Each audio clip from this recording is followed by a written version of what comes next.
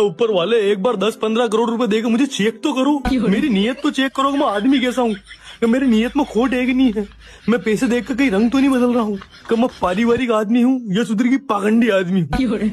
बस एक बार कैसे भी करके मेरा खाता में 10-15 करोड़ की एंट्री घुमा दो। मैं अगर रंग बदलू आदमी निकलू ना भगवान, तो तुरंत मेरा खाता से भैया जीरो कर दियो, हाथों हाथ हिसाब बराबर।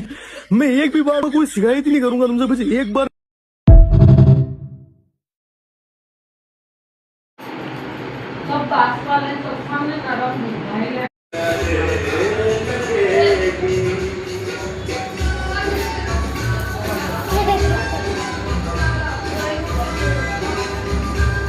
उतर जा।